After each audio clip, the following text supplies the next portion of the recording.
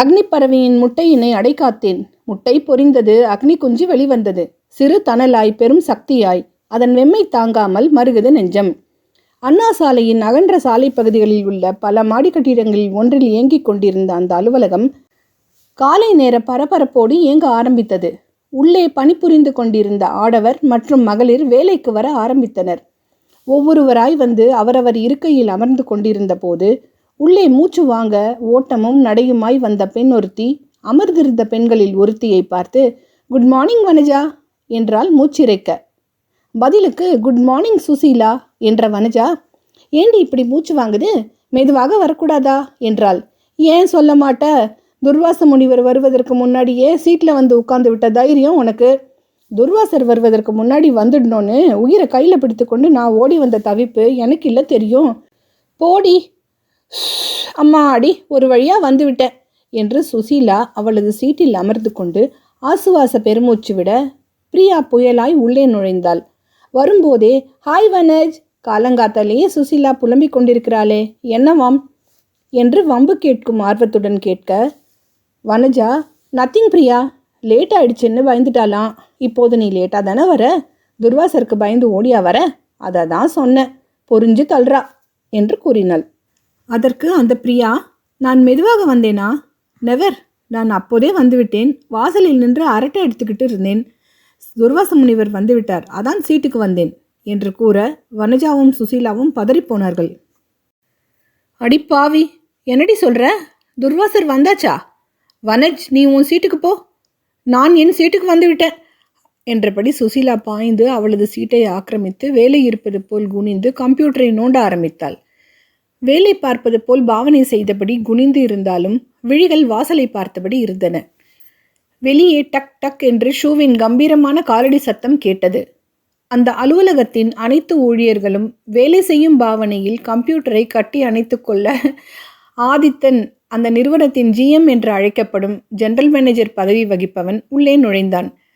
கடுகடுவென்ற முகத்துடன் துர்வாச முனிவர் என்று அந்த அலுவலகத்தில் பணிபுரிபவர்களால், முக்கியமாய் பெண்களால் பெயர் சூட்டப்பட்ட அந்த ஜெனரல் மேனேஜர் எல்லோருடைய குட் மார்னிங்களையும் போனால் போகிறதென்று சிறு தலையசையுடன் ஏற்றுக்கொண்டு அவனது தனி அறைக்குள் நுழைந்தான்.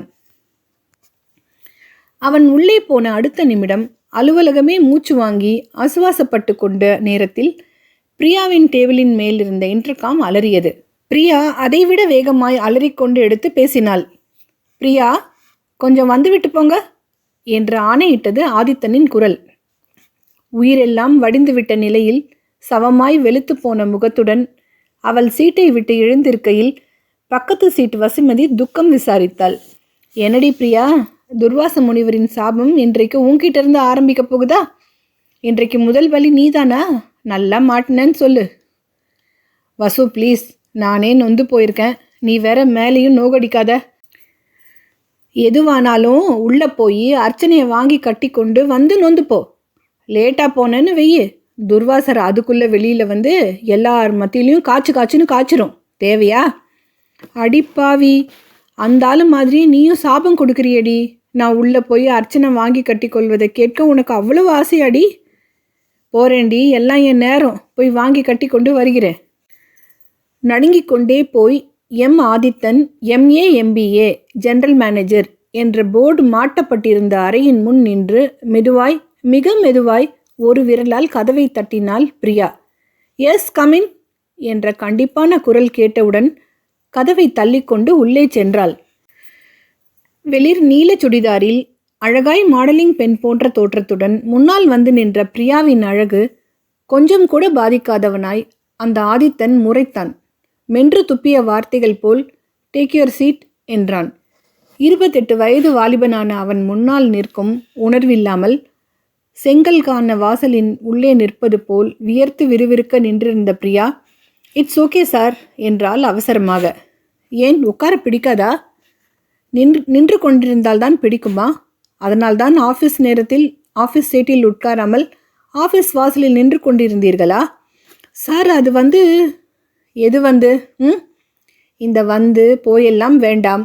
உங்களுக்கு 8 மணி நேர ஒர்க்குன்னு தெரியுமில்ல? சார் சார் தெரியுமா தெரியாதா?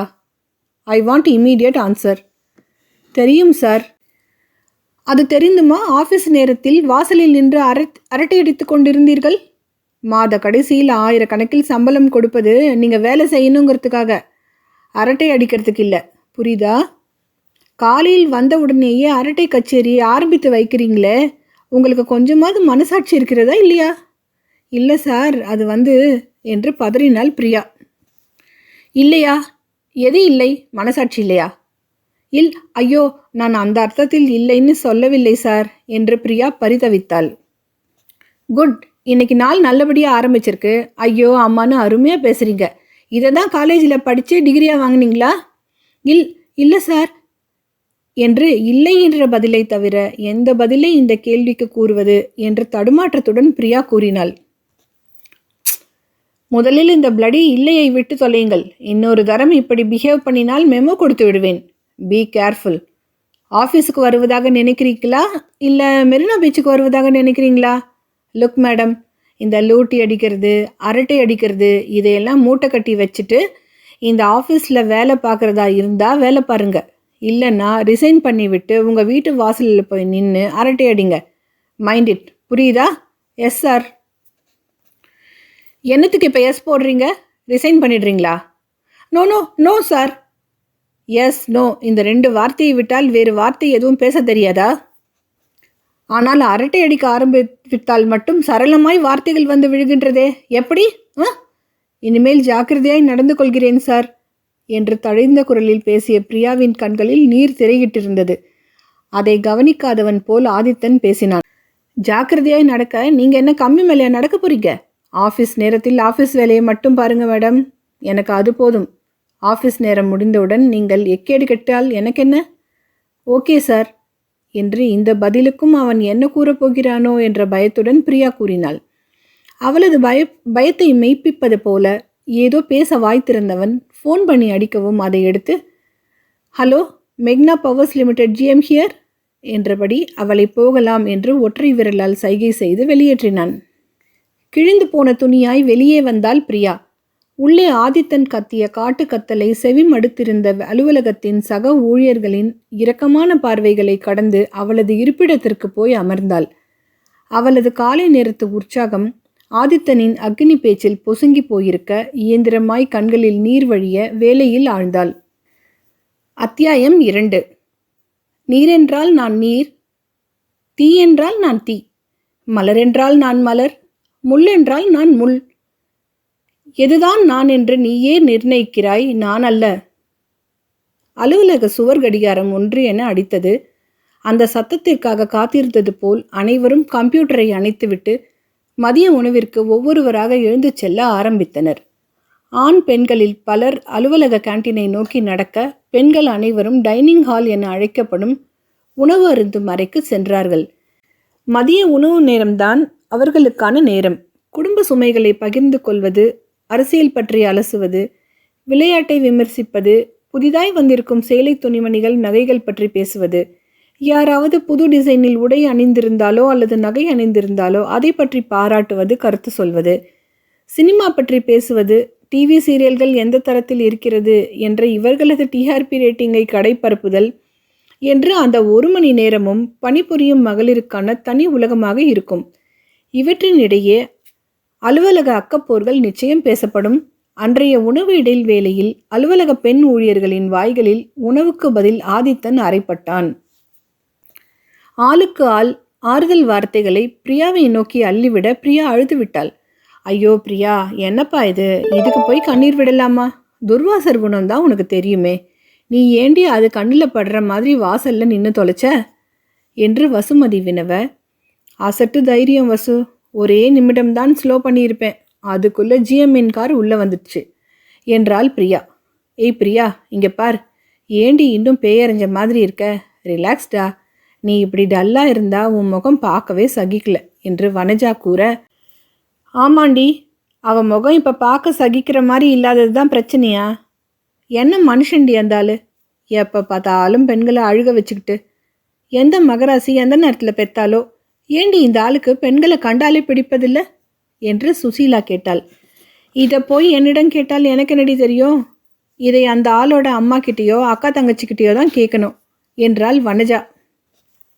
ஏன் மனைவி கிட்ட கேட்கக்கூடாதா என்று சுசீலா கண் சிமிட்ட வசுமதி சிரித்தாள். மனைவியா? யாருக்கு? நம்ம ஜிஎம்கா. ஏண்டி நீ வேற, எவடி கண்ணை திறந்து கொண்டே தண்டவாளத்தில் தலையை நீட்டுவா? வசுமதியின் அந்த விமர்சனத்தில் பிரியா கவலையை மறந்து சிரித்துவிட மற்ற பெண்களும் சேர்ந்து சிரித்தனர். ஆக நம்ம ஜிஎம்முக்கு கழுத்தை நீட்டுவதும் தண்டவாளத்தில் தலையை நீட்டுவதும் ஒன்றுங்கிற. வெல்டன் வசு, எவ்வளவு கரெக்டாக கண்டுபிடித்து வைத்திருக்கிறாய் என்று வனஜா பாராட்ட முகம் மலர்ந்த வசுமதி, ஐயோ, அங்கே நின்று கொண்டு நாம் பேசுவதை கேட்டுக்கிட்டு இருக்கிறது யாரடி? நம்ம ஜிஎம் போல இருக்கே.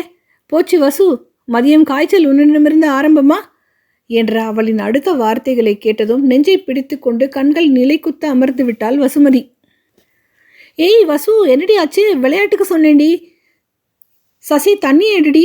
வசு வசு என்று வனஜா பதற எல்லா பெண்களும் தண்ணீரை கொடுத்து ஆஸ்வாசப்படுத்த ஒரு வழியாய் தன் நிலைக்கு வந்து மூச்சு விட்ட வசுமதி வனஜாவை முறைத்தாள். சாரிடி வசு, கேலிக்க சொன்னேன்டி. நீ வேற துர்வாசர் மாதிரியே அக்னி பார்வை பார்க்காதடி. ஆஃபீஸ்க்கு ஒரு துர்வாசர் போதுண்டி, இன்னொன்று வந்தால் தாங்காது. மலையேறுங்கடி மகளே, ப்ளீஸ். இங்கே பாருடி, இந்த சிந்தட்டிக் சுடிதார் உன் அக்னி பார்வையால் பொசுங்கியே விட்டது என்று வனஜா கொஞ்சினாள். அவளது விளையாட்டு பேச்சில் கோபம் மறந்த வசுமதி, ஏண்டி நீ விளையாட்டாய் பயமுறுத்த வேறு மேட்டரே கிடைக்கலையா? பூகம்பம் வந்துருச்சுன்னு சொல்லு, தாங்கிக்கிறேன். சுனாமி வந்துருச்சுன்னு சொல்லு, கேட்டுக்கிறேன். ஜிஎம் வந்துருச்சுன்னு சொல்லலாமாடி, நான் தாங்குவேனா என்று கேட்டாள். பூகம்பத்துக்கும் சுனாமிக்கும் பயப்படாத அந்த பெண்குலம் ஜிஎம் என்ற வார்த்தையை கேட்டால் உயிரே பறப்பது போல் அலறும்படி அந்த பதவிக்கு மரியாதை தேடி தந்திருந்த ஆதித்தன் அந்த நேரம் ஒரு கடிதத்தை பிரித்து படித்து கொண்டிருந்தான். என் அன்பு ஆதித்தனுக்கு, வர வர என் கண் பார்வை மங்கிக் கொண்டே வருகின்றது. முழுவதும் மங்குவதற்குள் உன்னை ஒருமுறை பார்த்துவிட வேண்டும் என்று ஆசைப்படுகிறேன். வருவாயா? இப்படிக்கு தியாகி தணிகாச்சலம். கோணல் மாடலான எழுத்துக்கள் அந்த வயோதிகரின் தள்ளாமையையும் கண் பார்வை குறைவையும் விளக்க மனவேதனையுடன் கண்மூடி சுழல் நாற்காலியில் சாய்ந்து கொண்டு சிந்தித்தான் ஆதித்தன். அவரை பார்க்க வேண்டுமென்றால் கிராமத்துக்கு போக வேண்டும். கிராமத்துக்கு போனால் இந்த சென்னையில் ஒரு கம்பெனியின் ஜிஎம் என்ற அடையாளத்துடன் வலம் வருபவன் வேறு விதமாய் அடையாளம் காணப்படுவான். அந்த கிராமத்தின் சுட்டுவிரல் சுட்டிக்காட்டும் அடையாளத்தை அவனால் ஏற்க முடியுமா? அதை தாங்க முடியாமல் தானே அவன் வருடக்கணக்காய் கிராமத்தை துறந்து அந்த வயோதிக கைகள் தந்த ஆதரவையும் பாசத்தையும் மறந்து சென்னையில் மறைந்து வாழ்கிறான். அழைக்கும் அந்த வயோதிக குரலை தொடர்ந்து நினைவுகள் அவனை துரத்த, அந்த நினைவுகளின் விரட்டல் தாங்காமல் மனதில் கனம் வந்து சேர, அந்த கனம் தாங்காதவனாய் அவன் கண்களை இன்னும் இறுக மூடிக்கொண்டான். அத்தியாயம் 3. சிட்டுக்குருவி எனக்கு சிறகே இல்லாத நிலையில் வெட்டவெளி புல்லில் விட்டு சிறகடிக்க ஆசை. ஆணி அடிக்கும் சூழ்நிலையில் அரைப்படாமல் தப்பிக்கும் நிலையில் காணி நிலம் வேண்டுமென கவிபாட ஆசை. அம்மா உணவகம் என்ற சிறிய பெயர் பலகை தொங்கிய அந்த வீட்டின் பின்புறத்தில் இருந்த 2 அறைகளில் ஒன்றில் கட்டிலில் படுத்து கொண்டிருந்த அன்னம் தளர்வாக அழைத்தாள். சந்தியா. அவளது அழைப்பை கேட்டதும் அடுத்த அறையிலிருந்த சந்தியா அவசரமாய் அன்னையின் அருகே வந்து அவள் முகத்தின் நேராக குனிந்து கேட்டாள். என்னம்மா, என்ன வேண்டும்? தாகமாக இருக்கிறதம்மா, தண்ணீர் கொடு. பொறுங்கம்மா, நான் வெந்நீர் எடுத்து வருகிறேன் என்று கூறிவிட்டு அவசரமாய் சமையலறைக்கு சென்ற சந்தியா டம்ளரில் வெந்நீர் கொண்டு வந்தாள். இந்தாங்கம்மா, குடியுங்கள் என்றவள் அன்னம் எழுந்து கொள்ள சிரமப்படுவதை புரிந்து கொண்டு அருகில் இருந்த ஸ்டூலில் டம்ளரை வைத்துவிட்டு அன்னையின் உதவிக்கு செல்ல முயன்றாள். மகளை சைகையில் தடுத்துவிட்டு அன்னம் தளர்வாய் எழுந்து படுக்கையில் அமர்ந்தாள். தலையணையை எடுத்து சரிந்து அமர்ந்திருந்த அவளின் முதுகிற்கு அணைவாய் வசதியாய் உயர்த்தி வைத்த சந்தியா டம்ளரில் கொண்டு வந்திருந்த வெந்நீரை கொடுத்தாள். மெதுவாய் அதை வாங்கி பருகிய அன்னையின் பொலிவிழந்த முகத்தை பார்த்து கொண்டிருந்த சந்தியாவிற்கு துக்கம் தொண்டையை அடைத்தது. அன்னம் டம்ளரை திருப்பி கொடுத்துவிட்டு மீண்டும் படுக்க முயல அவளது தலையணையை எடுத்து வாகாய் வைத்து அவள் படுத்து கொள்ள உதவி செய்த சந்தியாவிற்கு அன்னையின் சோர்ந்த முகத்தை கண்டு நெஞ்சு பிசைந்தது. அன்னத்தின் முகம் முன்னாளில் இப்படியா இருந்தது? முகம் பார்க்க அறிந்த குழந்தை பிராயத்திலிருந்து சந்தியா அறிந்த தாயின் முகம் நினைவில் நிழலாடியது. மூக்குத்தி மினுமினுக்க, முகத்தில் ஜொலிப்பு தொனிக்க, கனிவோடும் தாய்மையோடும் அவள் சந்தியாவை பார்க்கும் பொழுது கோயிலில் கர்ப்பகிரகத்துக்குள் வீற்றிருந்த அம்மன் தான் வெளியே வந்து தன் தாயாக நடமாடிக் கொண்டிருக்கிறாளோ என்ற சந்தியா பிரமிப்பாள். மகளை காணும்போது கண்களில் மின்னும் கனிவு கணவனை கண்டதும் காதலாக மின்னும். தயானந்தனின் முகம் பார்த்த நிமிடத்தில் மலரும் தாயின் முகத்தை எத்தனை நாள் ஆச்சரியத்துடன் பார்த்திருப்பாள் சந்தியா.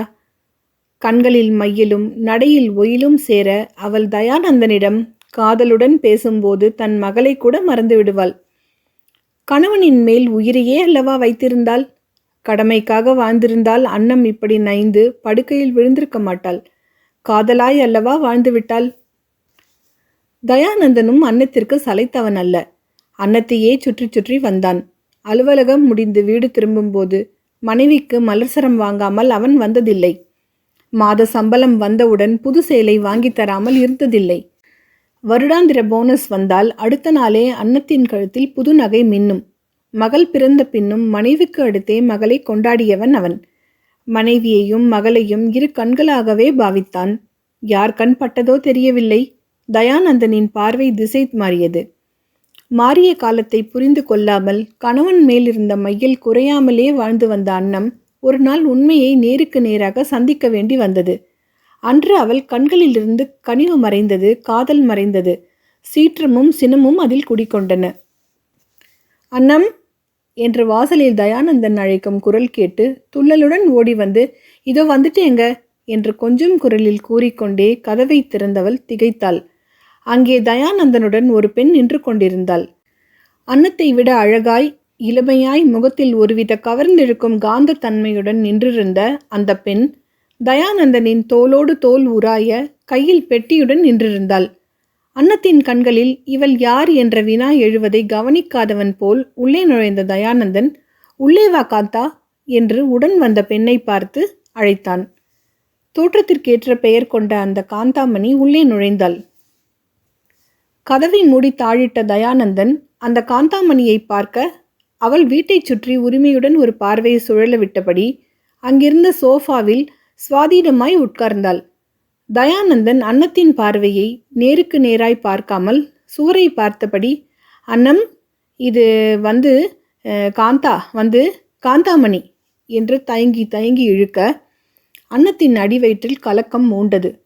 கணவனையும் அந்த காந்தாமணியையும் மாறி மாறி பார்த்தாள். அவளது பார்வையை சந்திக்க முடியாமல் கணவன் தலையை குனிந்து கொள்ள அந்த காந்தாமணியோ வெகு அலட்சியத்துடன் ஏளனமாய் பார்த்தாள். அந்த பார்வை உணர்த்திய வெற்றி செய்தி எதையோ அறிவுறுத்த அன்னம் மனம் பதறினாள். அந்த காந்தாமணியின் பார்வை உணர்த்துவது என்ன? அவள் எதை வென்றுவிட்டாள்? அதை அறிந்தே கொள்ளக்கூடாது என்று அவள் மனம் அஞ்சியது. தயானந்தன் அவளுக்கே உரியவன்.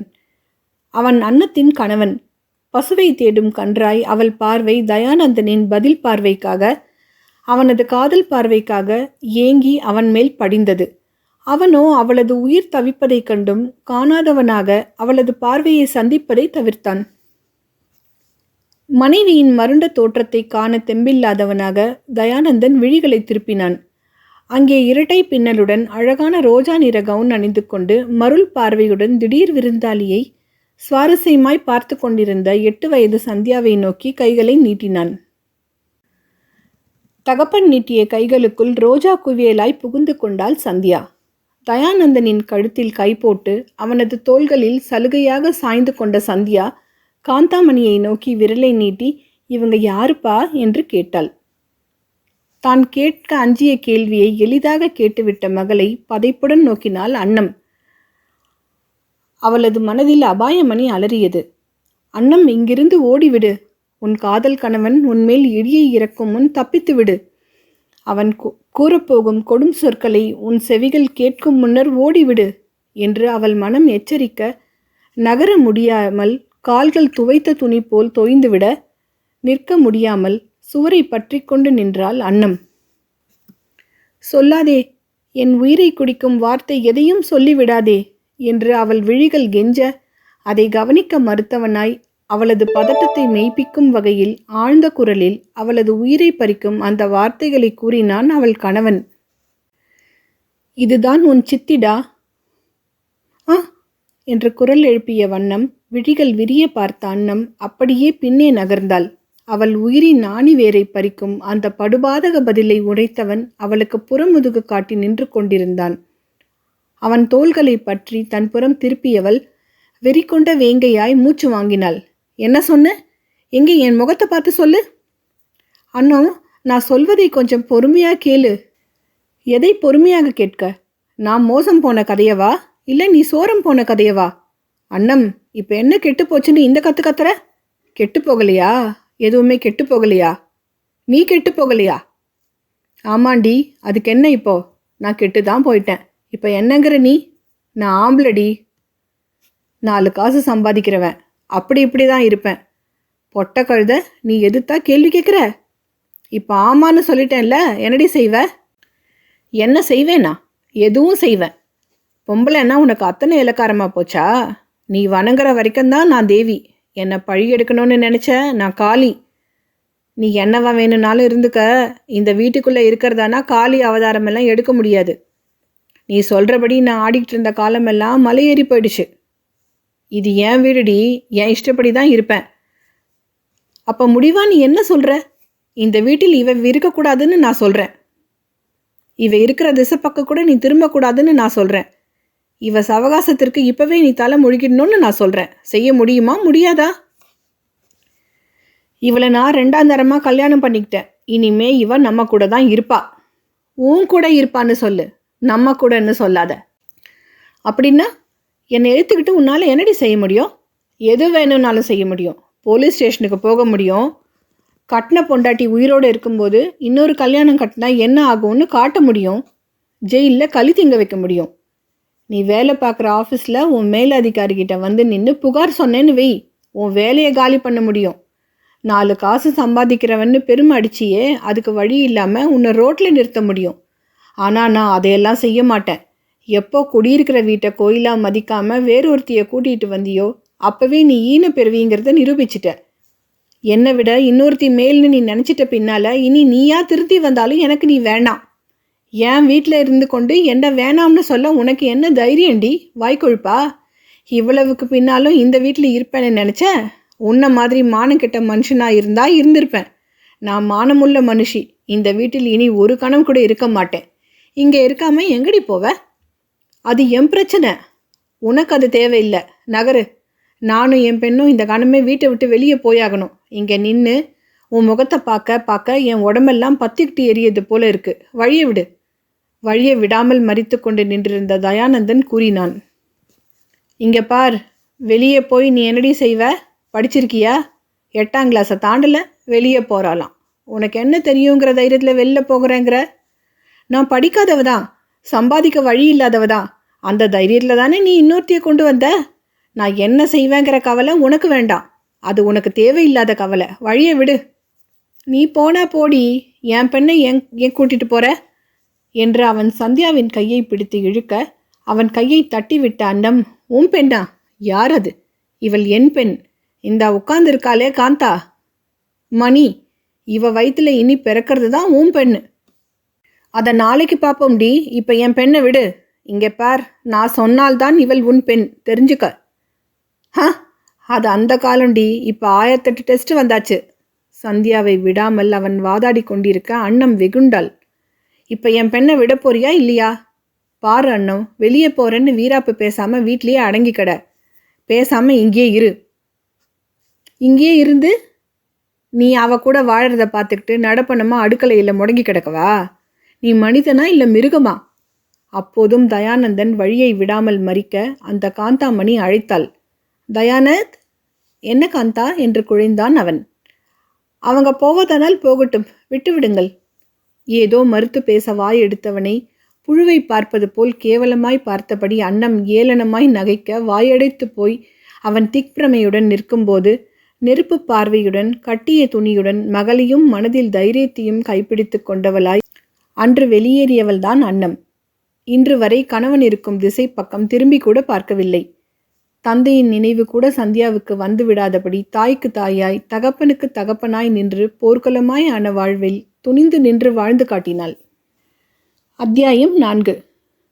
கூட்டில் ஒரு குயிலும் இல்லை. குயில் இருந்தால் குரலும் இல்லை. குரல் இருந்தால் இனிமை இல்லை. இதை கேட்பதற்கும் யாரும் இல்லை. அன்றைய நாள் சந்தியாவிற்கு நன்றாக நினைவிருக்கிறது. கட்டிய துணியுடன் வீட்டை விட்டு வெளியேறியவள் அடைக்கலம் கேட்டு மிதித்த படி உறவினர் வீட்டு படியல்ல, ஆருயிர் தோழியின் வீட்டுப்படி. நட்பின் கதவு திறந்திருந்தது. கை நீட்டி அவர்களை அணைத்து கொண்டது சந்தானலட்சுமியின் நட்பு. சந்தானலட்சுமியின் கணவர் கோபாலனும் மகனும் உறவினர்கள் போல அவர்களை ஏற்றுக்கொண்டனர். சந்தானலட்சுமியின் மகன் பிரதீப் சந்தியாவின் அண்ணனானான். ஆனால் அந்த வீட்டில் ஒரு நாளுக்கு மேல் அடைக்கலம் கேட்கவில்லை அன்னம். சந்தானம், எனக்கு ஒரு வீடு பார்த்து கொடு. தனியாக போகப் போகிறாயா? எங்கே போவாய்? எப்படி வாழ்வாய்? இதோ பார், நீயும் சந்தியாவும் எங்களுக்கு சுமை இல்லை. பிரதீப்பை அண்ணா அண்ணான்னு சுற்றி சுற்றி வருகிறாள் சந்தியா. என் வீட்டுக்காரர் உன்னை கூட பிறந்த பிறப்பாய் நினைக்கிறார். அப்புறம் என்ன? அந்த ஆளைப் போலவே நீயும் கேட்கிறாய் பார்த்தாயா? தனியா வந்தவள் தனியாக தாண்டி வாழணும். அகதி போல அடைக்கலமாய் அண்டி வாழக்கூடாது. அகதின்னு சொன்னால் அறிந்து விடுவேன். வைராகியம் இருந்தால் மட்டும் போதுமா அண்ணம்? வாழ வழி வேண்டாமா? கை இல்லையா சந்தானம் எனக்கு? 2 கை இல்லையா? புத்தக படிப்பு தான் படிப்பா? பேனா பிடித்து எழுதுவது தான் தொழிலா? படிக்காத பெண்களுக்கு அடையாளம் கொடுப்பது எது? அடுப்படிதானே. அந்த அடுப்படி என்னை காப்பாற்றும். இந்த உலகில் பசியும் ருசியும் தெரிந்த மனிதர்கள் இருக்கும் வரை கரண்டி பிடிப்பவர்கள் கைகளுக்கு வேலையுண்டு சந்தானம். பசிக்கு ருசியா சமைத்து போட்டவர்களுக்கு வாழவும் வழியுண்டு. இந்தா இதை பிடி. என்னடி கழுத்தில் போட்டிருக்கிற செயினை அவிழ்த்து கொடுக்கிற? இது என்னுடைய தாய் வீட்டு சீதனம். என் அண்ணன் எனக்காக, இந்த தாய் தகப்பன் இல்லாத தங்கைக்காக பெண்டாட்டியிடம் இடுசோறு சாப்பிட்டு கொண்டே போராடி குருவி போல் கொஞ்சம் கொஞ்சமாய் சேர்த்து எனக்கு செய்து போட்ட நகை இது சந்தானம். இதை விற்றுக்கொடு. அண்ணம், எதற்கு இப்போது அவ்வளவு பணம்? அத்தோடு உனக்கு பண தேவை என்றால் எவ்வளவாக இருந்தாலும் நான் கொடுக்கிறேன்டி. எனக்கு சின்னதாக முன்னால் நான் சாப்பாட்டு கடை போட்டுக்கொண்டு பின்னால் என் மகளுடன் குடியிருந்துக்கிற மாதிரி ஒரு வீடு பார்த்து கொடு. வீட்டு அட்வான்ஸ், சாப்பாட்டு கடைக்கு பாத்திரங்கள், நீண்ட மேஜை, நீண்ட பெஞ்ச், அப்புறம் நாங்கள் உடுத்திக்க மாற்று துணிகள், இப்போதைக்கு 2 செட்டு. இதையெல்லாம் பணம் இல்லாமல் நான் சமாளிக்க முடியாது. இந்த செயின் 8 பவுனில் செய்தது. விட்டு விடு. அண்ணம், என்னடி இப்படி சொல்கிற? சந்தானம், என் அண்ணன் பாடாய்பட்டு இந்த ஆளை தேடி பிடித்து நல்லவன், எந்த கெட்ட பழக்கமும் இல்லாதவன்னு விசாரித்து இந்த ஆள்கிட்ட ஒப்படைச்சார். தங்கச்சி கண் மூடுற வரைக்கும் அவளுக்கு தாலி கட்டியவன் வைத்து காப்பாற்றுவான்னு நினச்சி எனக்கு ஒரு கல்யாணம் பண்ணி வச்சார். நானும் எனக்கு தாலி கட்டியவனை என் உயிராக நினச்சேனே சந்தானோ. ஒரு கணத்துக்குள்ளே அவன் என் ஆவியை குடிச்சிட்டானேடி. சந்தானம், என் புருஷன்னு நான் நினச்சிருந்தவன் சொன்னான், அடியே அண்ணோ, நீ படிக்காத முண்டோண்டி. இங்கேயே எனக்கும் என் ஆசை நாயகிக்கும் சமைச்சு போட்டுக்கொண்டு நான் அவ கூட குடும்பம் நடத்துறத பார்த்து கொண்டு ஒரு மூலையில் கெடடின்னு சொன்னான். அவளை தனி வீட்டில் வச்சுருந்தா கூட நான் கொஞ்சம் பயந்து வெளியேற தயங்கி இருப்பேன்டி. ஆனால் என் வீட்டுக்கே கூட்டி வந்து என் கண்ணு முன்னையே அவ கூட குடும்பம் நடத்த போகிறேன்னு சொன்னானே, அப்போதே என் மனம் செத்து விட்டது சந்தானம், செத்து விட்டது. அண்ணம், ஐயோ அண்ணம், உனக்கு அடி இந்த கொடுமை. தனியாக வீட்டு வாசல்ல கோலம் போடக்கூட பயப்படுவேடி. நீயா தனியாக போய் அதுவும் சாப்பாடு கடை வச்சு? ஏண்டி அப்படி சொல்கிறாய்? சாப்பாட்டு கடை வைத்தால் அது கவலைப்பட வேண்டிய தொழிலா? சந்தானம், இந்த நாட்டில் அனாதையான பெண்களும் அடிப்பட்ட பெண்களும் வாழ வழி காட்டுவது இந்த சமையல் தொழில் தாண்டி.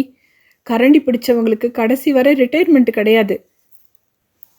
எப்போது என் தன்மானம் சுயமரியாதை அந்த வீட்டில் பறி போய்விட்டதோ அப்போதே எனக்கு தனியாக வாழ்வதற்கு பயம் போய்விட்டது. தைரியம் வந்து விட்டது. சந்தானம், அழாத. நான் தோற்றுவிட மாட்டேன். வாழ்ந்து காட்டுவேன். என் சந்தியாவை என்ன போல படிப்பறிவு இல்லாமல் தன் சாப்பாட்டுக்கும் தேவைகளுக்கும் புருஷன் கையை எதிர்பார்க்கிறவள மாதிரி இல்லாமல் தன் காலில் நிற்கிறவளா சுய சம்பாத்தியம் உள்ளவளா உருவாக்கி காட்டுவேன்.